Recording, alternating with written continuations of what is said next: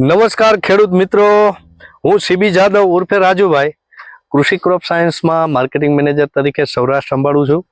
અને આજે અમરેલી જિલ્લાનું બાબરા તાલુકાનું મોટા દેવળિયા ગામે મેં એક ઓર્ગેનિક ખેડૂતોની મુલાકાત કરી છે અને જેમનું નામ છે તુલસીભાઈ ગાજીપરા, જે આપણી સાથે છે.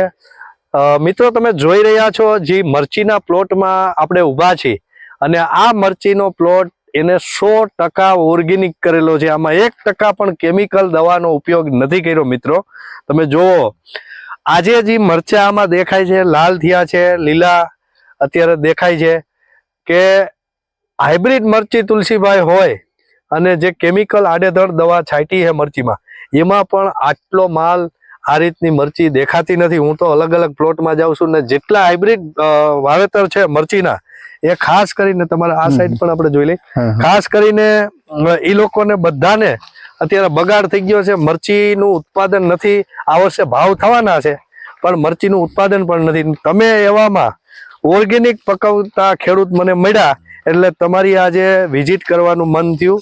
તો મિત્રો, તમે જોઈ શકો છો, આ મરચી એકદમ માલ ભરેલો છે, લાલ છે. તો તમે આ મરચીમાં શું કરો છો આવી રીતે?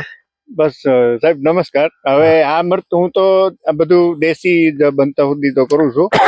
અને અમારી એસપીકે પદ્ધતિ સુભાષ પાલેકર પ્રાકૃતિક કૃષિ એ 2016 થી કરું છું. એટલે અમારી રીતે અમારા જેટલા પ્રયોગ છે ને એ બધા આની અંદર કરતા હોઈએ. રાસાયણિક તો ખાતર પણ નહીં અને દવા પણ નહીં, એનો એક પણ પ્રયોગ આમાં કરેલો નથી. અને એમાં આજે અમને સફળતા મળી છે અમારી રીતે. અને છેલ્લા ડિસેમ્બર પછીની આમાં છે જ કુકર ને એવું દેખાય છે. બાકી બીજું કોઈ દિવસ આમાં કઈ પણ પ્રોબ્લેમ આવ્યો જ નહોતો. પણ એની સામે આમાં મરચું અત્યારે એટલું ભરેલું છે, તો ઉતારેલું એટલું છે, આમાંથી ઉતરી ગયું. લીલું મરચું ઉતારી લીધું હતું. ઉતારેલા ઢગલામાં પડ્યા છે, એ બતાવજો કેમેરામેન સાહેબ. અત્યારે હાલમાં ઉતરી ગયેલું છે ને હાવ દેશી પદ્ધતિથી બનાવીએ છીએ. અને મરચું પણ દેશી, જો ન્યા છે એ બધું રેશમ પટ્ટો છે, આ બધું આ બે કાશ્મીરી છે, આ કાશ્મીરી ગોલર છે, આ બાજુ ગોલર. ખેડૂત મિત્રો, દેશી મરચી બહુ બગડી છે, એટલે કે હાઇબ્રિડ બગડી છે, એમ દેશી પણ બગડી છે. પણ અહીંયા હું આવ્યો તો અહીંયા દેશી મરચા મને લાલે દેખાય છે અને સાથે સાથે લીલા એટલા દેખાય છે. ઘણા લોકોને તો દેશી મરચું આવ્યું જ નથી, એમ કે ભાઈ ક્યારે ફાલ આવશે. આવી પરિસ્થિતિમાં આજે તારીખ 26/12/25 રોજ આપણે ઊભા છીએ અને આ ઓર્ગેનિક ખેડૂત જે છે તુલસીભાઈ, એની આ મરચી છે મને સારી દેખાય છે. અને આ ડિસેમ્બર પછી આ રોગ આવ્યો છે. અહીંયા એમને મરચું પણ ઉતારેલો ઢગલો છે. આ જે ખેડૂત છે એ ધાણા પણ ઓર્ગેનિક કરેલા છે. ભાઈ ધ્રુવભાઈ, આ ધાણા બતાવો તો. આ ધાણા જે છે એ પણ ઓર્ગેનિક છે. એ સિવાયનું એને ખાસ કરીને લસણ પણ અહીંયા ઓર્ગેનિક વાવેલું છે. બીજું શું ઓર્ગેનિક છે? બીજું પાછળ આ પૂરું થાય એટલે ત્યાંથી 10 વીઘાનો બ્લોક છે, એ ઘઉં છે. અચ્છા, ઘઉં પણ. હા, એ તો ઘઉં પણ તમે ઓર્ગેનિક વાવેલા જોજો. આ જે ધાણા રહ્યા ને, હા હા, આમાં એક પણ દવાનો રાઉન્ડ નથી કર્યો. કોઈ પણ પેસ્ટિસાઇડ, એટલે ઓર્ગેનિક નહીં. અચ્છા, ખાલી દૂધ અને ગોળ.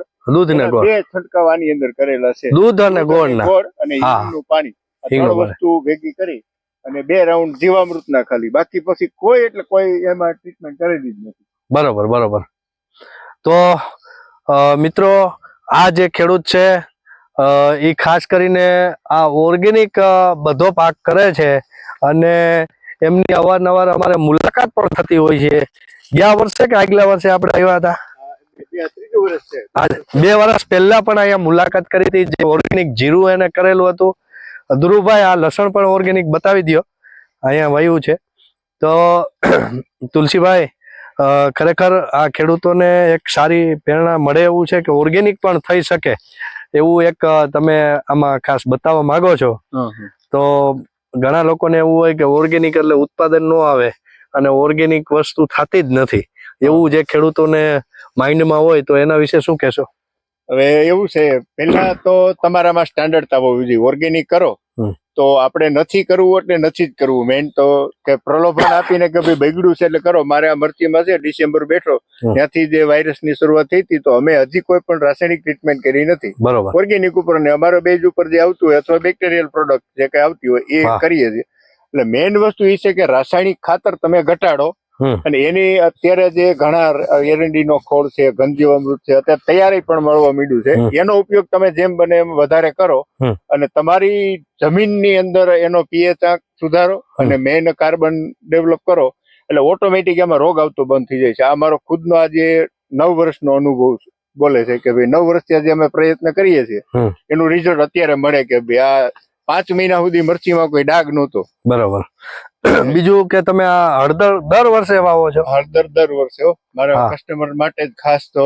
અને બીજું કે આ મિશ્ર પાક એને એકાબીજાને પૂરક પાક ગણાય એના માટે જ છે કે પેલો બેડ છે હળદરનો છે, પછી 3 મરચીના, પછી 2 પાસે હળદરના, પછી મરચી અને છેલ્લે પછી હળદર. બરાબર. એ રીતે મિશ્ર પાક તરીકે આજે વાવેતર કરો એટલે એનું રીઝન એ પણ સારું મળે છે. અને બીજા નિયમોનો ફોલો કરવા જ પડે એમ કે ભાઈ આપણે ઓર્ગેનિક કરીએ છીએ ને બીજું કઈ ન કરવું પડે એવું નથી. તો તમને આ જે ખેડૂતો આપણી ચેનલની અંદર જોવે છે, ખાસ કરીને મિત્રો, ખેડૂત સાથી મિત્ર ચેનલ છે યુટ્યુબ ની અંદર, એની અંદર તમને આ વિડીયો મળી જશે, ખેડૂત સાથી મિત્ર સીબી જાદવ. આને તમે ખાસ સબસ્ક્રાઇબ કરજો અને લાઈક કરશો, જેથી કરીને અમારા અવારનવાર નવા ખેડૂતોના વિડીયા તમને જોવા મળશે. અને ખાસ કરીને આ જે તુલસીભાઈ છે એમને ઓર્ગેનિક વિશે તમારે કાંઈ પૂછવું હોય તો તમારા ફોન નંબર આ લોકોને આપી શકશો, ખેડૂત મિત્રોને? તો બોલો ફોન નંબર. મારું નામ